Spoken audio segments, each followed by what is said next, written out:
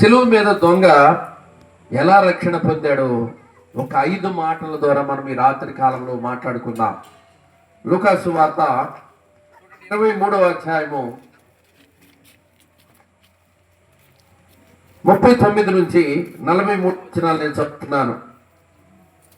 39 నుంచి 43. వేలాడవేయబడి ఆ నేరస్తుల్లో ఒకడు ఆయనను దూషించుచు, నువ్వు క్రీస్తువు కదా, నిన్ను నీవు రక్షించుకునుము, మమ్మను కూడా రక్షించమని చెప్పాను. అయితే రెండో వాడు వాడిని గద్దించి, నీవు అదే శిక్షా విధిలో ఉన్నావు గనుక దేవునికి భయపడవా? మనకైతే ఇది న్యాయమే, మనము చేసిన వాటికి తగిన ఫలము పొందుతున్నాము కానీ ఏ తప్పిదము చేయలేదని చెప్పి ఆయనను చూసి, యేసు, నీవు నీ రాజ్యములోనికి వచ్చినప్పుడు నన్ను జ్ఞాపకం చేసుకోనమనెను. అందుకని వారితో, నేడు నీవు నాతో కూడా పరదయస్సులో ఉందవని నిత్యముగా మీతో చెప్పుచున్నాను. చిన్న ప్రార్థన చేసుకుందాం. కృప కలిగిన మా తండ్రి, కృపా సత్య సంపూర్ణమైన దేవా, నిరంతర స్తోత్రారుడా, నీ స్తోత్రం ప్రభా.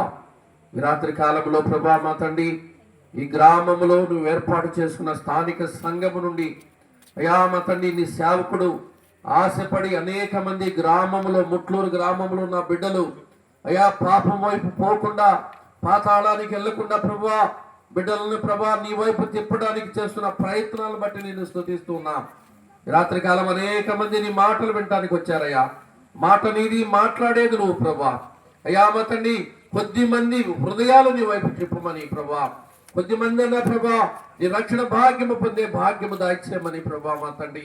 నిలబడిన వాడిని, బలహీనుడను, శక్తి లేని వాడిని నన్ను బోరగా వాడుకుని నీ బలమైన మాటలు ప్రభా మా తండ్రి నీ బిడ్డలకు అందించమని వేడుకుంటూ మా ప్రాణప్రియుడు, మా రక్షకుడు ప్రభువు యేసుక్రీస్తు పరిశుద్ధ నామములో అడిగి వేడుకుని ప్రార్థిస్తున్నాం మా తండ్రి, ఆమేన్. ప్రేమైన దేవుని బిడ్డలారా, ఈ రాత్రి కాలంలో కొద్ది నిమిషాలు మనము శిలువ మీద దొంగ ఏ విధంగా రక్షణ పొందాడో కొద్ది మాటలతో మనం జ్ఞాపకం చేసుకుందాం. దానికన్నా ముందుగా నన్ను ఒక 5 నిమిషాలు నేను పరిచయం చేసుకున్న తర్వాత ముందుకెళ్దాం. నా పేరు నెహేమియా. నేను విశాఖపట్నం స్టీల్ ప్లాంట్లో సీనియర్ మేనేజర్గా 35 సంవత్సరాలు పనిచేశాను. ఇంకా నాకు 6 సంవత్సరాల సర్వీస్ ఉండగా దేవుని పిలుపు మేరకు నా ఉద్యోగాన్ని వదిలివేసి నేను సేవకు వచ్చున్నాను. మా ఊరు అప్పికెట్ల దగ్గర బర్తిపూడి గ్రామం అని, అక్కడ మా నాన్నగారు సేవ చేస్తూ ఉన్నారు. ఆయన వృద్ధాప్యంలో ఉన్నారు, 78 సంవత్సరాలు. ఆయన దగ్గర ఒక 10 సంవత్సరాల నుంచి ఆయన నేను సేవకు రావాలని ప్రార్థన చేస్తూ ఉన్నాడు. అయ్యా, నువ్వు కానీ ఈ మందిర సేవకు వస్తే నేను నా తండ్రి గృహానికి వెళ్తానని చెబుతూ ఉంటాడు. అలాగే దేవుని కృపను బట్టి ప్రార్థన చేయగా మార్చి 31వ తారీఖున ఉద్యోగానికి నేను రిజైన్ చేసి దేవుని సేవకు వచ్చాను. నేను రిజైన్ చేద్దామని నా పై ఉన్న నా సీనియర్ మేనేజర్ దగ్గరికి నేను వెళ్ళినప్పుడు, సార్ నేను రిజైన్ చేస్తున్నానని చెప్పినప్పుడు ఆయన, రిజైన్ చేస్తావా అన్నాడు. అవును సార్ అన్నాను. నీ జీతం ఎంతో నీకు తెలుసా అన్నాడు. తెలుసు సార్ అన్నాను. ఎంత అన్నాడు. 2.5 లక్షల పైనే సార్ అన్నాను. ఇంత జీతం వదులుకుని నువ్వు సేవ చేయడానికి పాస్టర్గా వెళ్తున్నావే, నీకు ఇంతకన్నా ఎక్కువ డబ్బులు వస్తాయా, ఇంతకన్నా ఎక్కువ సంపాదిస్తావా బయట అన్నాడు. అయ్యా, నేను డబ్బులు సంపాదించడానికి వెళ్ళట్లేదు, కానీ నేను నమ్మిన నా యేసు ప్రభు నా కోసము ప్రాణం పెట్టి తిరిగి లేచి ఆయన నా కోసం ఇచ్చిన రక్షణ భాగ్యాన్ని అందరికీ, ప్రజలందరికీ ప్రకటించి కొంతమంది నన్ను దేవుని వైపు తిప్పాలని ఆశ కలిగి నేను వెళ్తున్నాను అన్నాను. అదేంటి, డబ్బులు తీసుకోకుండా పని చేయటం ఏంటి నువ్వు? చాలా మంది పాస్టర్లందరూ డబ్బుల్లో మునిగి తేలుతున్నారు కదా, పెద్ద పెద్ద కారుల్లో తిరుగుతున్నారు, ఉన్నతమైన బిల్డింగులు కట్టుకుంటున్నారు అన్నప్పుడు నేను ఒకే మాట చెప్పాను. నన్ను పిలిచిన వాడు నమ్మకమైన వాడు కనుక ఆయనే నన్ను పోషిస్తాడండి. నాకు అట్టడి బిల్డింగులు, నా కారులు అక్కర్లేదు. నేను ఎక్కడికి వెళ్ళినా కానీ రూపాయి తీసుకోకుండా నా జీతం, నా డబ్బులతోనే నేను సేవ చేసి రావాలని చెప్పినప్పుడు ఆయన ఆశ్చర్యపోయి ఆయన నా రిజిగ్నేషన్ తర్వాత యాక్సెప్ట్ చేశారు. నేను మార్చి 31వ తారీఖున రిజైన్ చేసి వచ్చాను. దానికి ముందు నేను ప్రార్థన చేస్తూ ఉండేవాడు. అయ్యా, నా పిల్లలిద్దరు అమెరికాలో ఉన్నారు, ఇంకా ఉద్యోగాలు రాలేదు. నేను సేవకు వచ్చిన తర్వాత మరలా నేను వెనక్కి ఆలోచన చేయకూడదు, నా పిల్లలు ఇంకా సెటిల్ అవ్వలేదు, నేను ఉద్యోగం వదులుకుని వచ్చాను అని నేను ఆలోచన చేయకూడదని ప్రార్థన చేస్తున్నప్పుడు దేవుని అద్భుత కార్యం ఏంటో తెలుసా? మార్చి 31న నేను 6:30 గంటలకు నేను నా ఉద్యోగాన్ని విడిచి సాయంకాలం ఇంటికి వచ్చిన తర్వాత 6:45 సాయంకాలం మా అబ్బాయి ఫోన్ చేసి, డాడీ నాకు మంచి ప్యాకేజ్తో ఉద్యోగం వచ్చిందని చెప్పాడు. నిజంగా దేవుని అద్భుత కార్యం నేను చూశాను మా కుటుంబంలో. నేను వదిలివేసిన ఉద్యోగం ఎవరికి వచ్చింది? నా బిడ్డకు వచ్చింది. కనుక ఈ రాత్రి కాలంలో మీకు చెప్పే మాట ఒకటే. మా నాన్నగారు ఉదయం కూడా చెప్పాను, మా నాన్నగారు యేసు ప్రభు అంటే ఎవరో మాకు పరిచయం చేసి వదిలేశాడు. మా నాన్న కూడా railway employee, railway gang man అప్పకెట్లలో. ఆయన 1 సెంటు భూమి కూడా మేము సంపాదించుకోలేదు. 1 లక్ష రూపాయలు బ్యాంక్ బ్యాలెన్స్ కూడా మాకు లేదు. మా నాన్నగారు మాకిచ్చిన ఆస్తి. అలాగే నేను కూడా కోట్ల రూపాయలు సంపాదించుకోవచ్చు నా ఉద్యోగాన్ని బట్టి, నాకు వచ్చే జీతాన్ని బట్టి. కానీ నేను కూడా 1 ఎకరం భూమి కూడా కొనుక్కోలేకపోయాను. ఎందుకో తెలుసా? అశాశ్వతమైన వైపు చూడకూడదు. నా భూమి కొనుక్కుని, నా డబ్బులు పెట్టి 10 ఎకరాల భూమి కొనుక్కుని నేను పరలోక రాజ్యానికి తీసుకెళ్ళగలనా? ఇంటి నిండా ధనము పెట్టుకుని ఆ ధనముతో నేను పరలోక రాజ్యానికి వెళ్ళగలనా అని ఆలోచన చేసినప్పుడు ఇవన్నీ కూడా పరలోక రాజ్యములోకి చేర్చే కాదని నమ్మి నేను ఉచితముగా ఎక్కడికి వెళ్ళినా కానీ ఉచితముగానే సేవ చేసి యేసు ప్రభు వైపు కొన్ని ఆత్మలను తిప్పాలని ఆశ కలిగి ఉన్నాను. నా గురించి ప్రార్థన చేయండి. ఈ చిన్న సాక్ష్యం మీరు విని మీరు కూడా మేలు పొందుతారని నమ్మి ఈ మాటలు నేను ముగిస్తూ ఉన్నాను. చూడండి, బైబిల్ గ్రంథంలో మనం చూసినట్లయితే లూకాసు సువార్త 23వ అధ్యాయంలో 4 వచనాలు మనం చదువుకుని ఉన్నాం. ఏ మాటలు అవి? శిలువ మీద దొంగ రక్షణ పొందిన విషయాలు మనం చూసాం. శిలువ మీద దొంగ యేసు ప్రభుతో 2 దొంగలను సిలువ వేశారు. యేసు ప్రభు వారితో కుడి పక్కన ఎడం పక్కన 2 దొంగలను సిలువ వేసినట్లుగా మనము బైబిల్ గ్రంథంలో రాయబడి ఉన్నాయి. వాళ్ళిద్దరు ఎవరో తెలుసా? దొంగలు కాదు, వాళ్ళు బందిపోటు దొంగలు. గమనించండి అమ్మా, వాళ్ళు మామూలు దొంగలు కాదు. మామూలు దొంగలు అంటే ఇళ్లలో పడి ఏదో చిన్న చిన్న వస్తువులు తీసుకెళ్లిపోతారు. కానీ బందిపోటు దొంగలు అంటే ఏంటో తెలుసా? మనుషులు చంపివేస్తారు, మనుషులను చిత్రహింసలు పెడతారు, మన దగ్గర ఉన్న ఎన్ని దోసుకుని వెళ్ళిపోతా ఉంటారు. మనకి వాళ్ళకి ప్రాణమన్నా ఇవ్వాలి, మన దగ్గర ఉన్న విలువైన వస్తువులన్నా వాళ్ళకి ఇవ్వాలి. అలాంటి దొంగలతో యేసు ప్రభును సిలువ వేసినట్లు మన లేఖనాలు సెలవిస్తూ ఉన్నాయి. దాంట్లో ఒక దొంగ చెబుతూ ఉన్నాడు, ఒక దొంగ యేసు ప్రభుని తిడుతూ ఉంటుంటే ఇంకో దొంగ జ్ఞానము కలిగి చెబుతున్న మాటలు ఈ రాత్రి కాలంలో ఆ దొంగ గురించి ఎలాగో యేసు ప్రభు వైపు తిరిగాడో ఒక 5 మాటలు మనం చెప్పుకొని మనం ముగించుకుందాం. చూడండి, మత్తయి సువార్త 27వ అధ్యాయం 38వ వచనం చూడండి. బైబిల్ ఉన్న వారు కొంచెం తీసి సహాయం చేయండి. మత్తయి సువార్త 27వ అధ్యాయం 38వ వచనం చూడండి.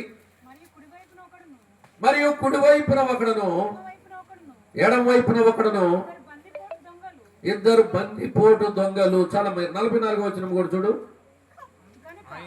ఆయనతో కూడా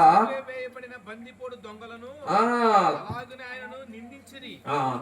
చూడండి, వాస్తవంగా బందిపోటులు చేసిన ఆ పాపాన్ని బట్టి ఆ రోమా ప్రభుత్వము ఆ దొంగలిద్దరిని సిలువ వేశారు. కానీ వారి మధ్యలో ఉన్న యేసు ప్రభు ఏమైనా తప్పు చేశాడా? అమ్మాయి చూడాలి, యేసు ప్రభు ఏమైనా పాపం చేశాడా? ఈ రాత్రి కాలంలో మనం ఆలోచన చేయవలసిన విషయాలు ఇవన్నీ కూడా. యేసు ప్రభు ఈ లోకంలోకి రావటానికి, పాపులను రక్షించడానికి ఆయన ఈ లోకానికి వచ్చినట్లుగా మనము లేఖనాల ద్వారా తెలుసుకుంటూ ఉన్నాం. పాపమే ఎరగని ఆయన, పాపము తెలియని ఆయన, రక్తములో కూడా పరిశుద్ధత కలిగిన ఆయన ఈ లోకానికి నిన్ను నన్ను రక్షించడానికి వచ్చాడని ఆలోచన కలిగి ఉన్నావా? ప్రేమైన దేవుని బిడ్డలారా, ప్రేమైన ముట్లూరు గ్రామ ప్రజలారా, ఒక్కసారి ఆలోచన చేయండి. దేవుని దాసులుగా లాభాను గారు ఇక్కడ ఉంటూ ఈ గ్రామంలో ఉన్న ప్రజలు ఏ ఒక్కరు కూడా నశించుట ఆయనకి ఇష్టం లేక 2 రోజుల నుంచి సువార్త వినిపిస్తున్నారు. కనీసం ఒక ఆత్మన్న ప్రభు వైపు తిరుగుతారని. ఆయన శ్రమను మీరు చూడండి. ఆయన మీరు రక్షణ పొందడం వల్ల ఆయన ఏ లాభము రాదు, ఏ ఫారెన్ నుంచి డబ్బులు ఏమి రావు ఆయనకి. కానీ పరలోకములో మీ పేరులు జీవ గ్రంథములో రాయాలని ఆయన తపన పడుతూ ఉన్నాడు. ఈ రాత్రి కాలంలో మొదటి మాట చదువుతున్నాను చూడండి. మొదటి మాట చదువుతున్నాను, లూకాసు సువార్త 23:41 చూడండి. 23:41 చూడండి. అలాగే శాస్త్రులను ప్రధాన యాజకులను కూడా ఆయన అపహసించుతూ వీడు ఇతరులను రక్షించను. అది కాదు, 23:41 లూకాసు సువార్త. మనకైతే ఇది న్యాయమే. చాలు, మొదటి మాట చాలు. మొదటి మాట దొంగంటున్నాడు, రెండవ దొంగంటున్నాడు ఇది మనకు న్యాయమే, ఇది మనకు న్యాయమే. మొదటి మాట చదువుతున్నాను చూడండి. ఆ దొంగ ఏమని గ్రహించాడు తెలుసా? నేను పాపినని గ్రహించాడు. నేను పాపిని, మనకిది న్యాయమే అని రెండవ దొంగతో చెబుతూ ఉన్నాడు. ఈ రాత్రి కాలంలో ఈ రాత్రి కాలంలో పాపం అంటే ఏంటో తెలుసా? దేవుని మాట వినకపోవటం పాపము, దేవుని మాటకు వ్యతిరించడము పాపము, దేవుని ఆజ్ఞకు లోబడకపోవటం పాపం. గమనించండి అమ్మా. ఇదొంగ అంటున్నాడు మనకైతే ఇది న్యాయమే. ఎందుకు? అనేకమైన దొంగతనాలు చేశాం, అనేక మందిని కొట్టాం, అనేక మందిని చంపివేశాం, మనము అనేక మంది దగ్గర ఉన్న ధనమంతా మనం దోచుకున్నాం. మనకిది న్యాయమే. ఈయన చూస్తుంటే ఆయన ఏ పాపమో చేయలేదు. ప్రేమ దేవుని బిడ్డలారా, ఆలోచన చేయండి. ఏ పాపము ఎరగిన వాడు ఆ సిలువలో వేలాడబడుతున్నప్పుడు ఎందుకోసమో తెలుసా? నిన్ను నన్ను రక్షించడానికి లోకానికి వచ్చాడు. ఈ దొంగ మనసులో నేను పాపినని గ్రహించాడు. ఈ రాత్రి కాలంలో పాపం అంటే ఆయన మాట వినకపోవడం చెబుతూ ఉన్నా. నువ్వు అనుకోవచ్చు, నేను దాన ధర్మాలు చేస్తూ ఉన్నాను, నేను ఏ పాపము చేయటం లేదు, నాకు పాపం అంటేనే తెలియదు అంటున్నావేమో. బైబిల్ గ్రంథము సెలవిస్తుంది, ఏ భేదము లేదు, అందరూ పాపము చేసి దేవుడు అనుగ్రహించు మహిమను పొందలేకపోతున్నారు. ఏ భేదము లేదు, ఆడామొకరు తేడా లేదు, ఉన్నతమైన వారు పేదవారు అనేది తేడా లేదు, అందరు కూడా పాపము చేశారు. ఈ దొంగ మనసులో పశ్చాత్తాపడుతున్నాడు. ఈయనైతే మనకైతే ఇది న్యాయమే. ఆయన ఏ పాపము చేయలేదు.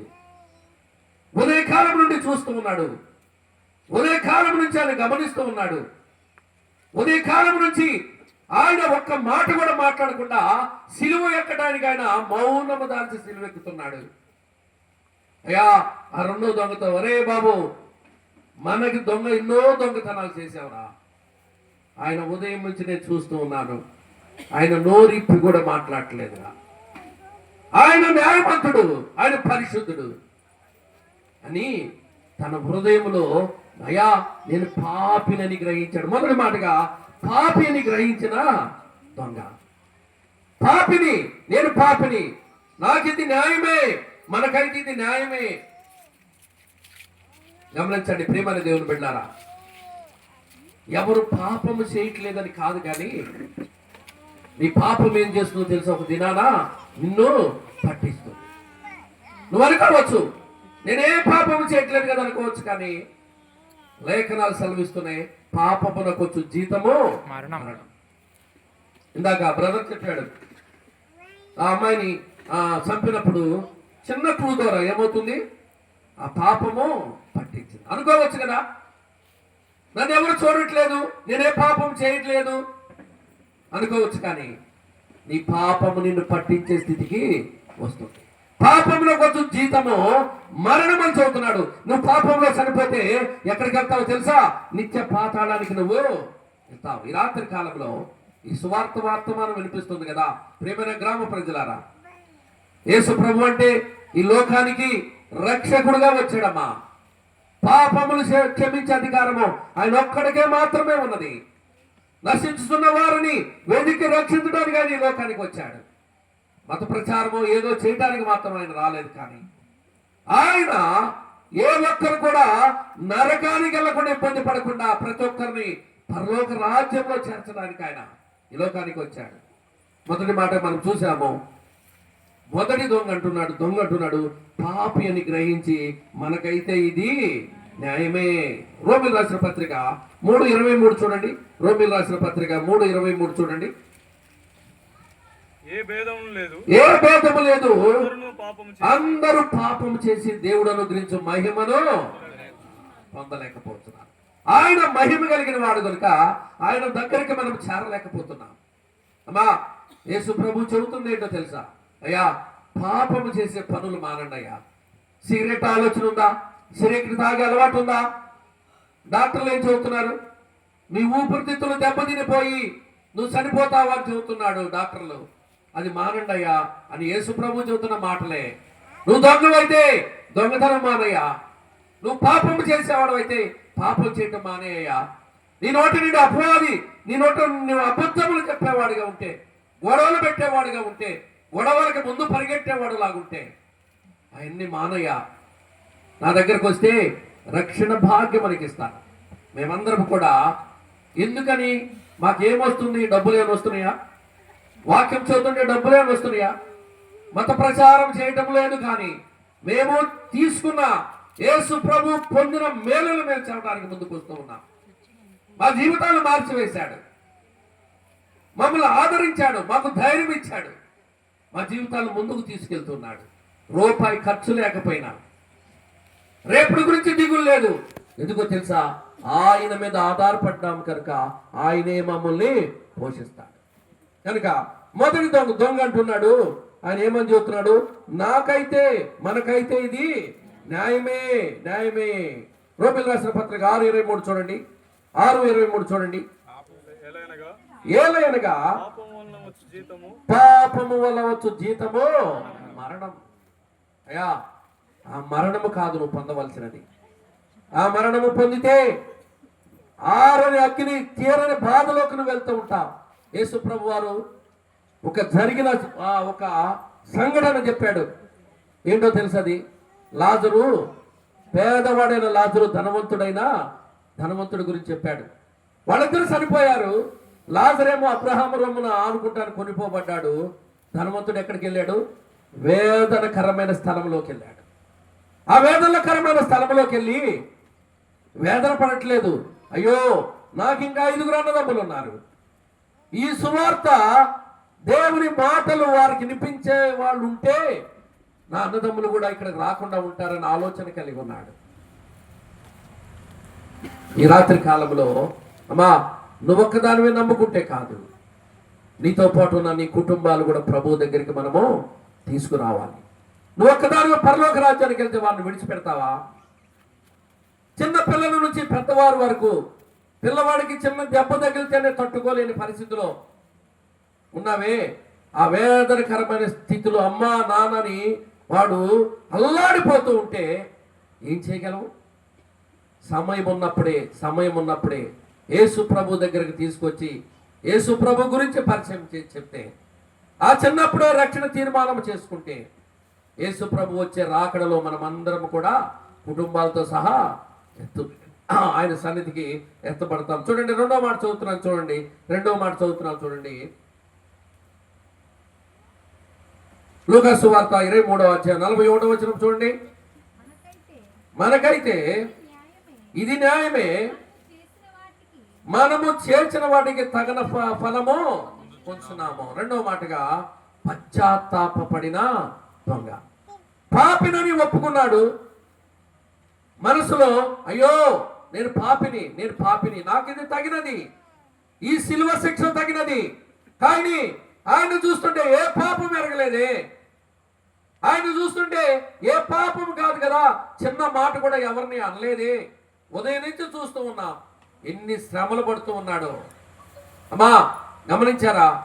ఆయన కొట్టు వారికి తన ముఖాన్ని అప్పగించాడంట. ఆ రాను వారు సైనికులు కొడుతుంటే ముఖాన్ని అప్పచెప్పాడంట. గడ్డం పెరిగి వేసే వారికి గడ్డాన్ని అప్పచెప్పాడంట. ఉమ్ము వేసే వారికి ముఖాన్ని అందజేశాడంట. ఏ మాట అనలేదు. తుపక్కుమని ముఖం మీద ఉమ్ము వేస్తే ఆయన తుడుచుకున్నవాడు కూడా కాదమ్మా. తలపై ముళ్ళ కిరీటము పెట్టారు. అది నొక్కుతుంటే ఆ మెదడు పై భాగంలో రక్తం అంతా ధారలుగా కారుతుంటే మన ప్రభు అయిన యేసుక్రీస్తు వారు ఎలా ఉన్నారో తెలుసా? శిలువ మీద, ఆ శిలువ మీదకి ఎక్కించినప్పుడు 3 మేకుల మీద ఆ యేసు ప్రభుని శిలువ మీద ఉంచినప్పుడు ఆ దొంగ చూసి హృదయము హృదయ వికారము చెంది అయ్యో ఈయన ఏ పాపము చేయలేదు కదా, ముఖం మీద ఉమ్మి వేసే ఆ ఉమ్మి అంట చల్లడిగా ఎండిపోయి ఉందంట. సాగిపోయిందో తెలుసా, రక్తసిక్తమైందంట. చూడని వాళ్ళని వాడుగా ఆయన రూపం ఉందంట. ప్రేమల దేవుని బిడ్డలారా, రాత్రి కాలంలో వాక్యం వింటున్న ప్రజలారా, గ్రామస్తులారా, యేసు ప్రభు అయ్యా ఏ పాపము చేయలేదయ్యా, యేసు ప్రభు నీ కోసం రక్షించడానికి వచ్చాడయ్యా, అన్యాయముగా సిలువేయబడ్డాడయ్యా, ఒక మాట మాట్లాడలేదు. ఆయన మీద ఆ భారమైన ఆ కొయ్యతో చేయబడిన సిలువ మీద మోపి వీధులు తిప్పి కొరడాతో కొడుతున్నప్పుడు అమ్మా ఆ కొరడానికి 7 గాలాలు ఉంటాయంట. ఒక్క దెబ్బ వేస్తే వీపు మీద 7 గాలాలు ఆ మాంసం పట్టుకొని బయటకు వస్తుందంట. యేసు ప్రభు వారు సిలువ దగ్గరికి వెళ్ళే లోపల వెనుకున్న మాంసం అంతా కూడా ఏమైందో తెలుసా, నీ నిమిత్తము నా నిమిత్తము ఆయన వదిలివేసినట్లుగా మనం చూస్తూ ఉన్నాం. మాంసం అంతా వచ్చివేసింది, రక్తమంతా ధారలుగా కార్చివేయబడ్డ. అందుకే చెబుతున్న లేఖనాలు, నా ఎముకలు స్థానము తప్పుతున్నాయి, ఎముకలు కనిపిస్తూ ఉన్నాయి. సిలువ మీదకి ఎక్కిన తర్వాత ఈ దొంగ చూస్తున్నప్పుడు, ఆయన రూపము చూస్తున్నప్పుడు హృదయం అంతా ద్రవించిపోయిందంట. అయ్యో ఏ పాపము ఎరగని వాడు నాతో పాటు ఒక దొంగలాగా బందిపోటులాగా సిలువ వేయబడ్డాడే.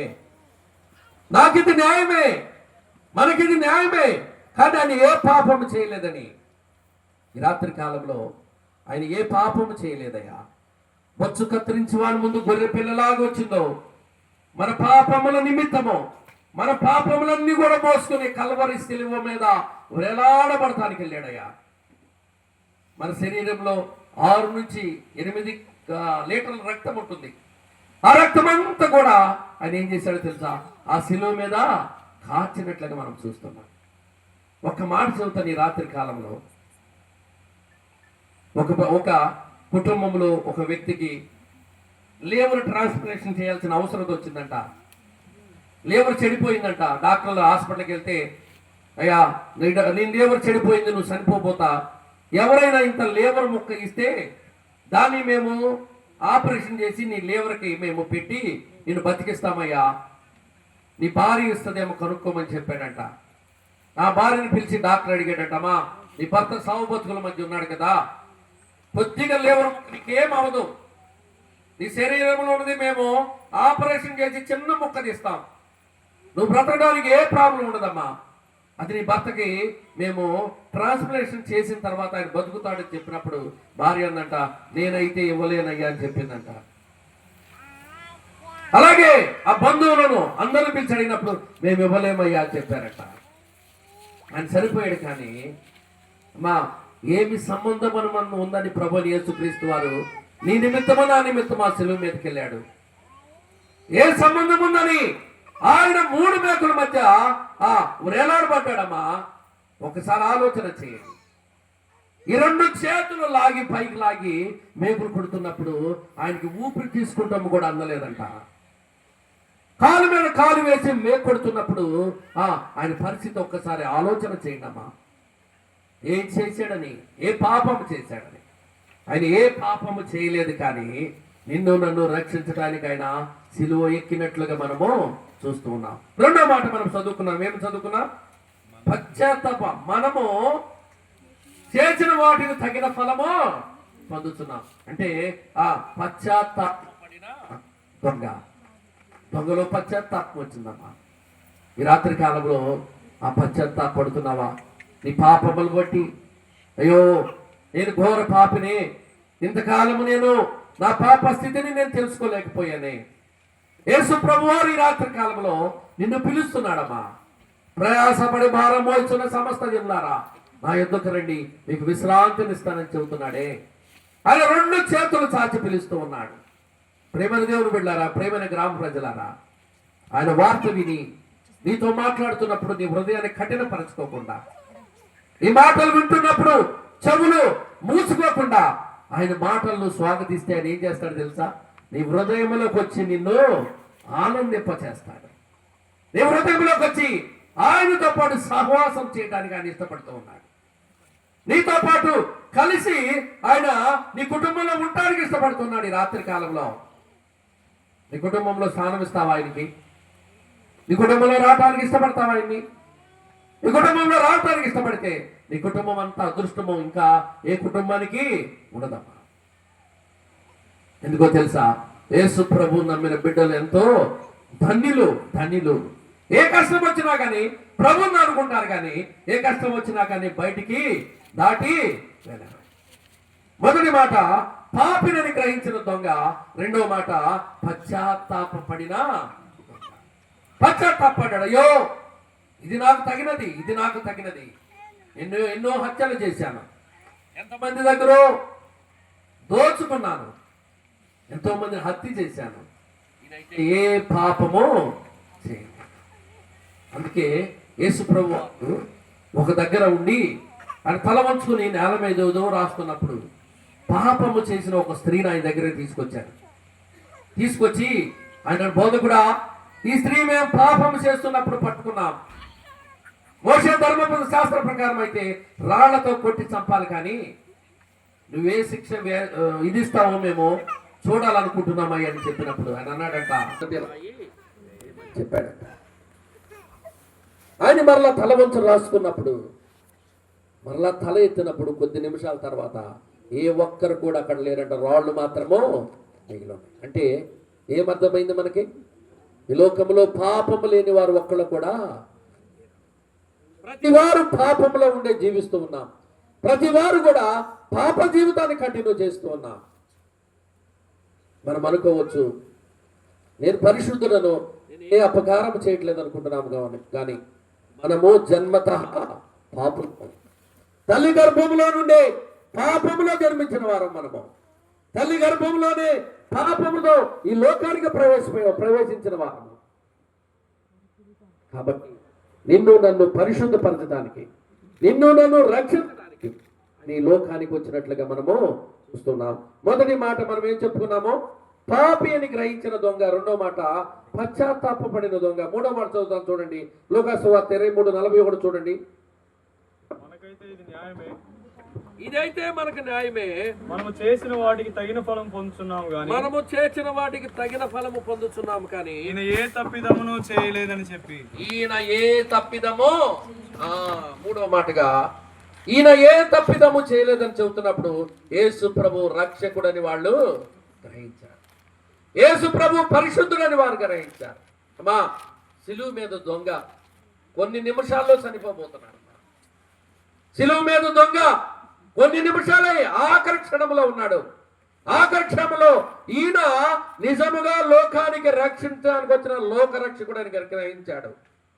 ప్రేమైన దేవుని బిడ్డలారా, ప్రేమైన గ్రామస్తులారా, మనం గ్రహిస్తున్నామా? ఈయన నిజమైన దేవుడు, లోకాన్ని రక్షించడానికి లోకానికి వచ్చాడని. మరి పాపములు తీసే అధికారం మీరు ఒక్కడికే ఉందని గ్రహించావా? ఆఖరి క్షణంలో చనిపోబోతున్న దొంగ గ్రహించడమ్మా. ఏమంటున్నాడు చూడండి, ఈయన ఏ తప్పిదము చేయలేదని చెప్పి యేసు ప్రభు రక్షకుడని గ్రహించాడు. మూడో మాటగా యేసు ప్రభు రక్షకుడని గ్రహించాడు. మనం గ్రహించామా? యేసు ప్రభుని నమ్ముకుంటే, యేసు ప్రభుని నీ హృదయంలోకి స్వీకరిస్తే, యేసు ప్రభుని గృహంలోకి ఆహ్వానిస్తే నీ గృహంలో ఉన్న అపవిత్రత అంతా బయటకు వస్తుందని నేను గ్రహించావా? జక్కయ్య అనే ఒక వ్యక్తి యేసు ప్రభుని చూడాలని మేడి చెట్టు ఎక్కాడు. మేడి చెట్టు ఎక్కినప్పుడు జక్కయ్య చూడక ముందే యేసు ప్రభు చూశాడు. జక్కయ్య, నువ్వు త్వరగా దిగిరాయా, ఈరోజు నీ ఇంట్లో నేను ఉంటానని చెప్పినప్పుడు సంతోషముతో ఆ మేడి చెట్టు దిగి యేసు ప్రభుని ఇంటికి ఆహ్వానించినప్పుడు, అమ్మ కూర్చో, చూడండి, యేసు ప్రభుని ఆహ్వానించినప్పుడు యేసు ప్రభు అడుగు పెట్టినమ్మటే ఆ ఇంట్లో అడుగు పెట్టినప్పుడు ఏం జరిగిందో తెలుసా? జక్కీకి ఏం చెప్పలా, అయ్యా నువ్వు పాపివి, నువ్వు 10 రూపాయలు వసూలు చేయమంటే 100 రూపాయలు వసూలు చేశావు, నీవు అన్యాయముగా వసూలు చేశావు, నువ్వు లంచగొండివి, నీ ఇంటికి నేను రాను అనలేదు యేసు ప్రభు. సంతోషముగా ఇంట్లో అడుగు పెట్టినప్పుడు ఏమన్నాడు తెలుసా? జక్కయ్య లేచి మొదటిగా, అయ్యా అన్యాయముగా సంపాదించిన డబ్బుల్లో నేను ఎన్ని వంతు?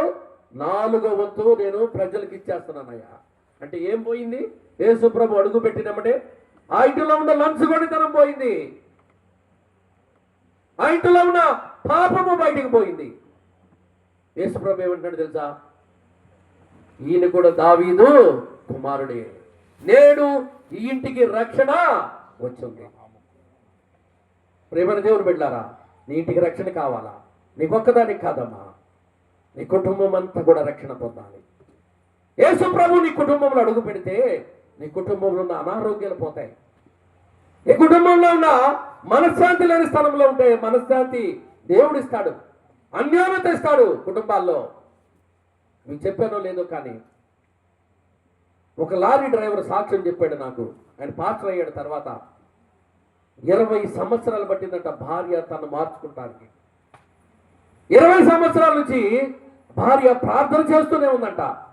తాగుబోతూ అలవాట్లు అన్నీ ఉన్నాయి. లారీ డ్రైవర్ అంటే తెలుసు కదా, అన్ని అలవాట్లు ఉన్నాయి. యేసు ప్రభు అంటే లెక్క చేసేవాడు కాదంట. యేసు ప్రభు అంటే నిర్లక్ష్య ధోరణి, నువ్వు వెళ్తే వెళ్ళు, నేను రాను ప్రార్థనకు అనేవాడంట. ఒకనొక దినాన యేసు ప్రభు పట్టుకున్నాడు. ఆయన చెప్పిన సాక్ష్యం ఏంటి తెలుసా? అయ్యా, 20 సంవత్సరాలు నా భార్య నాతో ఎంతో నరకం అనిపించిందయ్యా. 20 సంవత్సరాలు కూడా ఒక్క మాట కూడా మాట్లాడలేదు. తను ఏం చేసిందో తెలుసా? నేను తిట్టిన ప్రతిసారి కూడా గదిలోకి వెళ్ళి ప్రార్థన చేసిందయ్యా నా గురించి. దేవుని మహాకృపను బట్టి నేను రక్షింపబడ్డాను. మా యొక్క భార్య ప్రార్థన వల్ల నేను రక్షింపబడ్డాను. తీర్మానం చేసుకున్నాను, మందిరంలో చేర్చబడ్డాను, ఆరాధన చేస్తున్నాను. ఇప్పుడు నేనేమైంది తెలుసా? దేవుని సేవ చేయడానికి సిద్ధపడి వచ్చాను. ప్రేమని దేవుని బిడ్డలారా, దేవుడు చేసే అద్భుత కార్యాలు మనుషులకు కనిపించవు. దేవుడు చేసే అద్భుత కార్యాలు మనం ఆలోచనకు అందమమ్మా.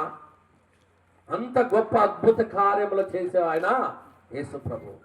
ఈ రాత్రి కాలంలో నీ కుటుంబంలో అద్భుత కార్యం జరగాలని నువ్వు ఆలోచన కలిగి ఉన్నావా? అద్భుత కార్యము చూడాలని నీ ఆలోచన కలిగి ఉన్నావా? యేసు ప్రభు నీ హృదయంలోకి చేర్చుకోమ్మా, నీ ఇంటిలోకి చేర్చుకోమ్మా. నీ ఇంటిలో ఉన్న ప్రతి పాపమైన బయటికి పారదలుతాడు. ప్రతి పాపము బయటికి విడుదలైపోతుంది. ప్రభుతో నువ్వు అన్యోన్య సహవాసం కలిగి ఉంటావు. యేసు ప్రభుని చేర్చుకుంటామంటే ఎంత సంతోషమో తెలుసా? యేసు ప్రభుని చేర్చుకుంటే, ఆయనతో సహవాసం చేస్తుంటే ఎంత ధనితో నీకు తెలుసా? ఈ రాత్రి కాలంలో జ్ఞాపకం పెట్టుకోవాల్సింది. వాళ్ళు ఏమంటున్నారు? దొంగ ఏమంటున్నాడు? చెలువు మీద ఉండి చూడండి. దొంగ ఏమంటున్నాడు? 3వ మాటగా ఏమంటున్నాడు? యేసు ప్రభువు రక్షకుడని గ్రహించాడు. ఈయన తప్ప ఎవరు కూడా రక్షించలేరు. ఈయన తప్ప మన పాపములు తీసివేసే అధికారం ఎవరికి లేదు.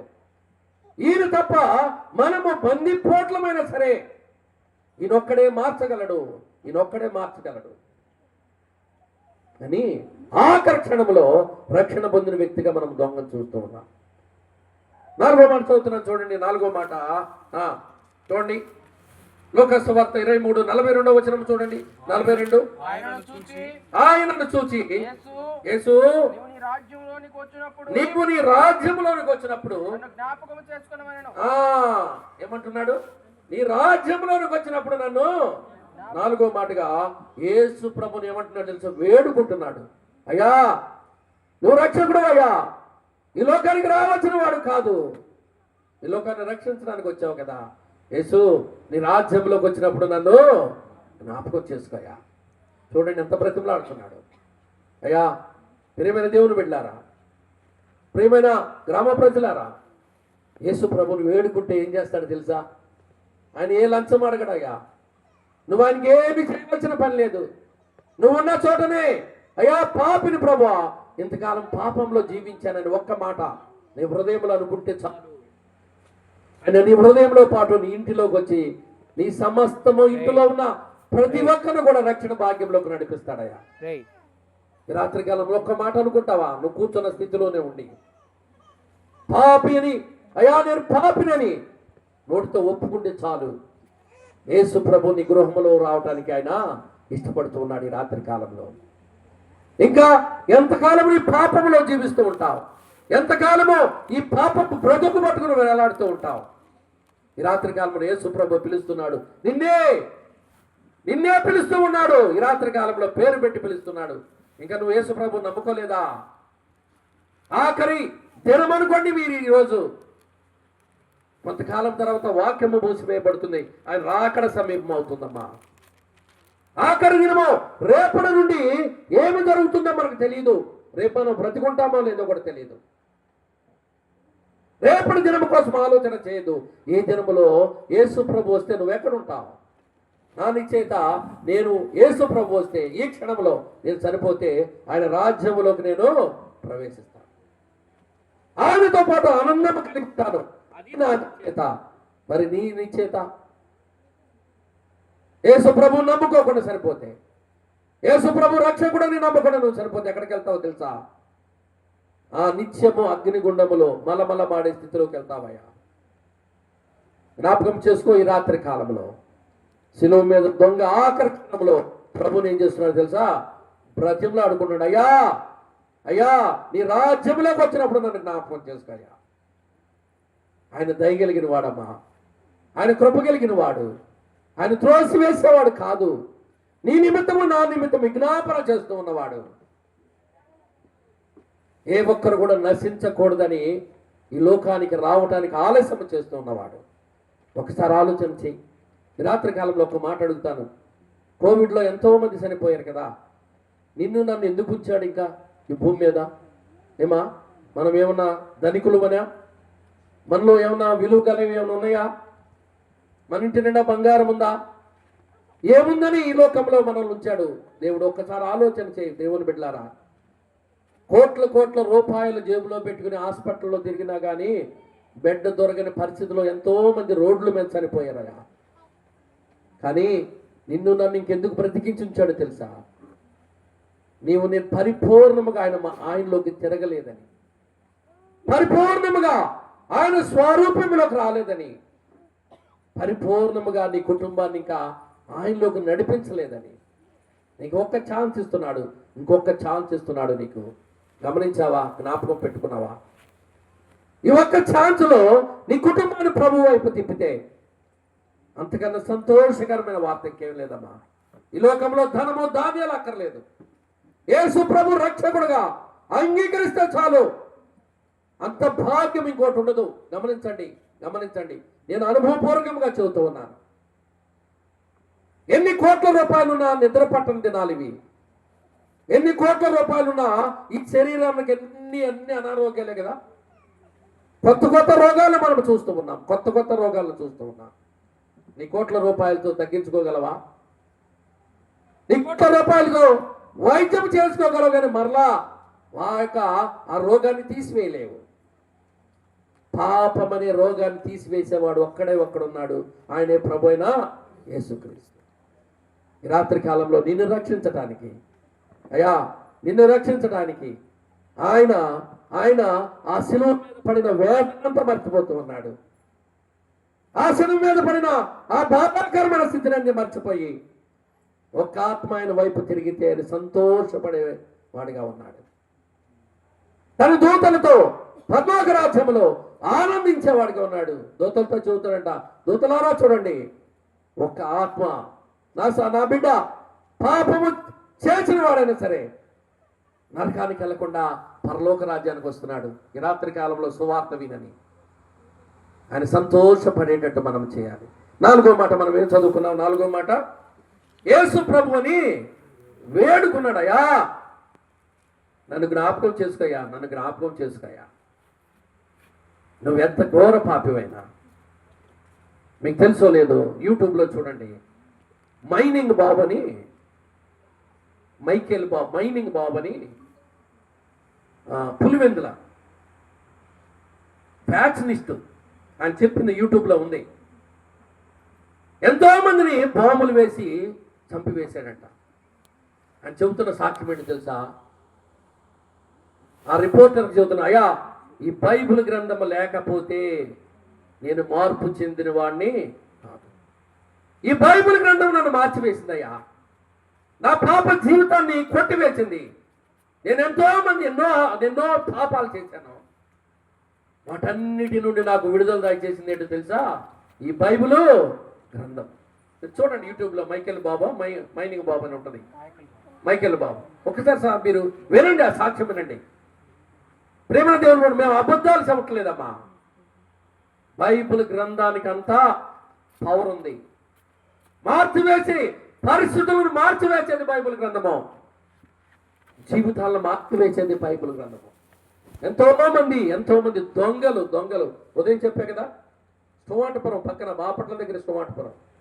ఎంతమంది దొంగలు ఇది వరకు 30 సంవత్సరాల క్రితం అంటే పోలీసులే అనౌన్స్మెంట్ చేసేవాళ్ళు. ఎండాకాలం వస్తుందంటే, ఈ టైం వస్తుందంటే వాళ్ళు అనౌన్స్ చేసేవాళ్ళు, స్టోమాటపురం నుంచి దొంగలు బయటపడ్డారని, వస్తున్నారని. ఇప్పుడు ఏమైనా తెలుసా? యేసు ప్రభువు నమ్ముకున్నారు వాళ్ళు. వాళ్ళు ఏమన్నారు తెలుసా? మా గ్రామం స్టోమాటపురం కాదయ్యా, మాది సువార్త. నేను ఒక వ్యక్తిని చూశాను, యూట్యూబ్లోనే ఇంటర్వ్యూ చూశాను. ఐజక్ గారుగా ఒక ఇస్సాక్ అనే ఒక వ్యక్తి, పొట్టిగా 3 అడుగులే ఉంటాడు. ఆయన దొంగతనం ప్లాన్ చేశాడంటే బ్యాంకులేనంట.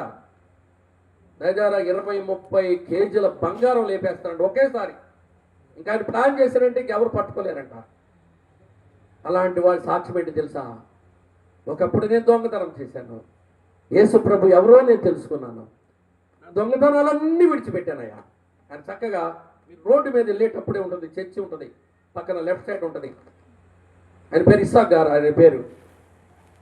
నేను ఇప్పుడు సేవ చేస్తున్నాను యేసు ప్రభుని. కొంతమంది యేసు ప్రభు వైపు నడిపిస్తున్నాను నేను. ఆయన సాక్ష్యం చూడండి అమ్మా. 20-30 కిలోల బంగారం కాజేసిన వాడు కోటీశ్వరుడు అయి ఉండాలి. కానీ ఏమంటున్నాడు? అవన్నీ వదిలివేసి ఒకసారి వెళ్తుంటే నాకు కనిపించాడు, ఓ బైబుల్ పట్టుకుని బ్యాగ్ వేసుకుని వెళ్తున్నాడు, నడుచుకుంటూ వెళ్తున్నాడు. బండి కూడా లేదు ఆయన దగ్గర. యూట్యూబ్లో చూసే కాబట్టి ఆయన గుర్తుపట్టాను నేను. కోట్లు సంపాదించుకోవాల్సిన వాడు ఏం సంపాదించుకున్నాడు? బైబుల్ జీవ గ్రంథాన్ని పట్టుకుని తిరుగుతున్నాడు. యేసు ప్రభు రక్షకుడని అనేక మందిని తిప్పుతూ ఉన్నాడు. ఇప్పుడు ఆ సువార్తపురం ఏమైందో తెలుసా? సువార్తపురంగా మార్చబడి. దేవుని బిడ్డలారా, ఈ గ్రామ ప్రజలారా, ఈ రాత్రి కాలంలో సువార్త ఆలకిస్తున్నారు కదా. యేసు ప్రభు నిజమైన దేవుడయ్యా. మన పాపములు తీసివేసే అధికారం ఆయన ఒక్కడికే ఉంది. ఈ ప్రపంచంలో ఎవరికి కూడా అధికారం లేదు. అనేక మంది సమాధులన్నీ, అందరూ సమాధులు మూసివేసి ఉన్నాయి, కానీ యేసు ప్రభు సమాధి ఒక్కటి మాత్రమే తెరవబడి ఉంది. ఎందుకో తెలుసా? ఆయన 3వ దినాన సజీవుడిగా లేచి తండ్రి దగ్గరికి ఆరోహణమై వెళ్ళాడు. నీ గురించి నా గురించి విజ్ఞాపన చేస్తున్నాడు. రాకడ ఎందుకు ఆలస్యం అవుతుందో తెలుసా? అమ్మా, ఇంకా నీవు నన్ను నమ్ముకోవాలని తండ్రిని ఆయన బ్రతిమలాడుతూ ఉన్నాడు. అయ్యా, కొద్ది కాలం సమయం ఈ తండ్రి, కొద్ది కాలం సమయం ఈ తండ్రి. వాళ్ళు నమ్ముకుంటారయ్యా వాళ్ళు నీ గురించి నా గురించి అని బ్రతిమలాడుతూ ఉన్నాడు తండ్రిని. ఈ రాత్రి కాలంలో ఆలస్యం చేస్తే ఏమైందో తెలుసా? రక్షణ భాగ్యాన్ని పోగొట్టుకుంటాయి. ఆఖరి మాట చెప్పి నేను ముగిస్తాను చూడండి. ఆఖరి మాట చెప్పి యోహాను సువార్త 23:43 చూడండి.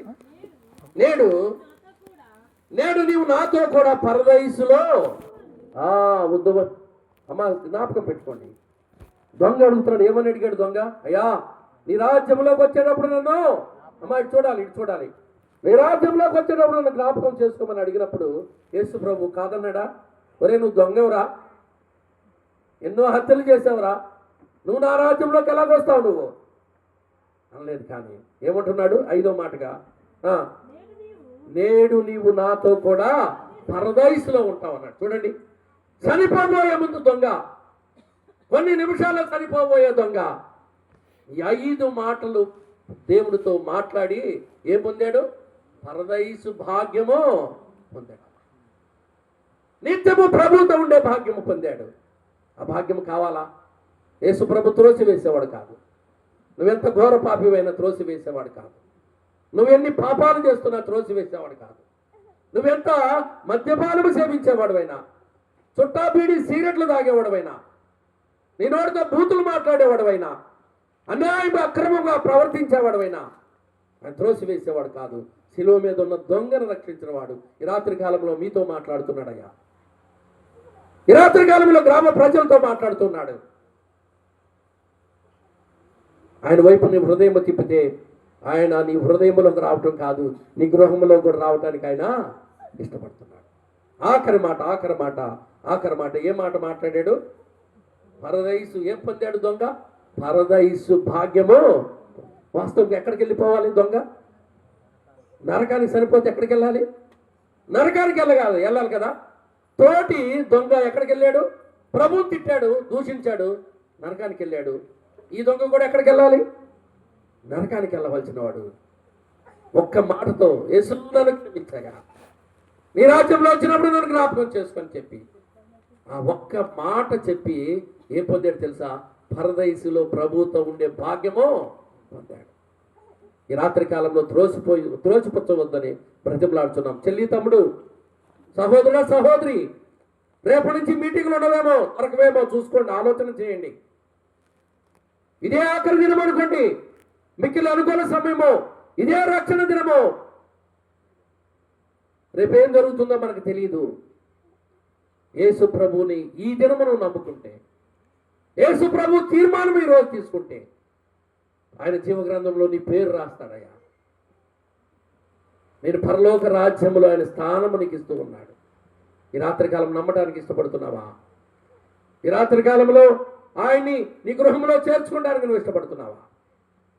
ఒక్కసారి ఆలోచన చేద్దాం. నేను ముగించేస్తున్నాను. 5 మాటలు మనం ఒక్కసారి మనం జ్ఞాపకం చేసుకుని ముగించేద్దాం. చూడండి, మొదటి మాట పాపి అని దొంగ ఏం చేశాడు?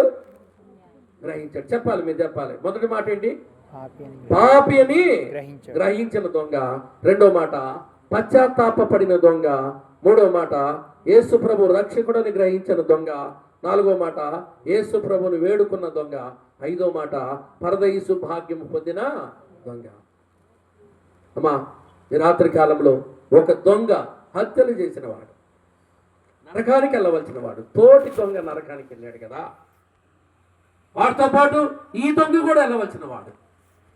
ఒక్క మాట ప్రభుని అడిగి, యేసు నీ రాజ్యంలోకి వచ్చినప్పుడు నన్ను జ్ఞాపకం చేసుకొని చెప్పి ఏం పొందాడు తెలుసా?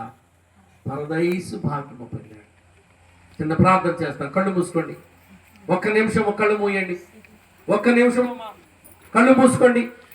రేపటి నుంచి మీటింగ్లు దొరకవేమో. యేసు ప్రభు సువార్త మూసివేయబడుతుంది. ఆయన రాకడ సమీపం అవుతుంది. ఒక్కసారి ఆలోచన చేయమా. రాత్రికాలం యేసు ప్రభు రక్షకుడని నమ్మటానికి నువ్వు ఇష్టపడుతున్నావా? యేసు ప్రభు రక్షకుడని నమ్మటానికి నువ్వు ఇష్టపడితే, నీ కుడి చేయి పైకి ఎత్తినట్లయితే మీకు రక్షణ ఎలాగో అనుభవంలోకి రావాలో మేము బోధించి మేము ముగిస్తాం. ఈ రాత్రి కాలంలో అయ్యా పాపినైనా నన్ను రక్షించయ్యని ఒక్క మాట నీ మనసులో అనుకోగలవా? అయ్యా కళ్ళు మూసుకోండి, అందరు కళ్ళు మూసుకోండి. పాపినని అయ్యా దొంగ ఏ విధంగా పశ్చాత్తాపడ్డాడో ఈ రాత్రి కాలంలో నేను కూడా పశ్చాత్తాపడుతున్నానయ్యా. నేను కూడా పాపినని గ్రహించానయ్యా. ఒక్క మాట ప్రభు దయా పాపినని నన్ను క్షమించని ఒక్క మాట అనగలవా? మీ కుడిచే హస్తం పైకేస్తే మీ గురించి మేము ప్రార్థన చేస్తామమ్మా. యేసు ప్రభు ఎవరో వివరంగా మీకు వివరిస్తామమ్మా. ఈ రాత్రి కాలమ్మా దింపండి, వందనాలు మీకు దింపండి అమ్మా, దింపండి, చేయి దింపండి తల్లి. కూర్చోమ్మా. ఇంకెవరైనా ఈ తరుణం మించిపోతే మరలా రాదు.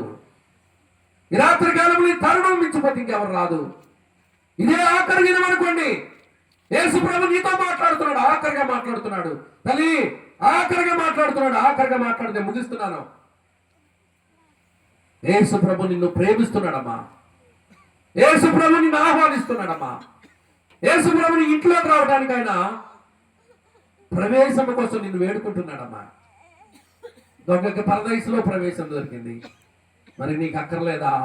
మరి సహోదరుడా, సహోదరి, తమ్ముడు, చెల్లి, యవన కాలంలో ప్రభుని నమ్ముకుంటావు ఎంత ఆశీర్వాదమో తెలుసా? ఈ రాత్రి కాలంలో ఆఖరిగా అడుగుతున్నాను, ఇంకెవరైనా ఉన్నారా? మీ చేతుల పైకి ఎత్తితే అమ్మా యేసు ప్రభు ఎవరో మీకు మరలా రక్షణ భాగ్యాన్ని మీకు బోధిస్తాను. నేను ముగిస్తున్నాను. ఆఖరిగా అడుగుతున్నాను. ఇంకెవరైనా ప్రభువు నమ్ముకోవాలని ఆశపడుతున్నారా? మీ చేయి చూపించండి, మీ కుడి హస్తం చూపించండి. మీ దగ్గరికి వచ్చి ఈ మీటింగ్ అయిపోయిన తర్వాత మిమ్మల్ని పిలిచి మీ ప్రార్థన చేసి మేము పంపిస్తాం. గమనించండి ప్రేమ దేవుని బిడ్డలారా, ఎవరైనా వెనక వరుసలో ఉన్నవారైనా ఈ రాత్రి కాలంలో యేసు ప్రభుని నమ్ముకుంటున్నానయ్యా, పాపిని నేను గ్రహించానయ్యా, పశ్చాత్తాపడ్డానయ్యా, నేను నా పాపములకు శిక్ష వేయకుండా పరలోక రాజ్యంలో చేర్చేవాయన ఒక్కడే నువ్వు నమ్మగలిగావా? ఆఖరిగా నేను ముగిస్తున్నాను. ఇంకెవరైనా ప్రభుని నమ్ముకోవాల్సిన వాళ్ళు మీరు చేయవెత్తలేకపోతే సిగ్గుపడుతుంటే ఈ మీటింగ్ కూటమి అయిపోయిన తర్వాత మా దగ్గరికి వస్తే మీకు రక్షణ భాగ్యము బోధించి మేము వెళ్ళిపోతాం. ప్రార్థన చేస్తున్నాం. కృప కలిగిన మా తండ్రి, కృపా సత్య సంపూర్ణమైన దేవా, నిరంతర స్తోత్రాలుడా నీ స్తోత్రం ప్రభు. ఈ రాత్రి కాలంలో అయ్యా మా తండ్రి ముట్లూరు గ్రామంలో ప్రభు మా తండ్రి నీ దైవ సేవకుడు ఎంతో ప్రయాసపడి ఖర్చుపడి శ్రమపడి ప్రార్థించి ఎన్నో రాత్రులు ప్రార్థించుంటాడు. ఈ 2 దినాల మీటింగుల కోసం ప్రభు సంఘమంతా ప్రార్థించుంటుందయ్యా. కొద్దిమందిగా అయ్యా నీ సన్నిధిలో మేము ఉన్నాం, నువ్వు చూసే దేవుడు అని మేము నమ్ముతూ ఉన్నాం అయ్యా. కొంతమంది చేతులు ఎత్తి ఉన్నారు ప్రభా, వారితో మాట్లాడు ప్రభా, వారితో మాట్లాడయ్యా. అయ్యా నీ జీవ గ్రంథంలో వారి పేర్లు రాయమని బ్రతిమలాడుతున్నాం. ఇంకెవరైనా నమ్మలేదేమో వారికి ఇంకొక తరుణము దాయిచ్చమని వేడుకుంటూ ఈ రాత్రి కాలంలో అయ్యా మా తండ్రి మరొకసారి నీ కృతజ్ఞతాస్తుతులు చెల్లిస్తూ మా ప్రాణప్రియుడు మా రక్షకుడు ప్రభువు యేసుక్రీస్తు పరిశుద్ధ నామంలో అడిగి వేడుకుని ప్రార్థిస్తున్నాం మా తండ్రి. ఆమేన్.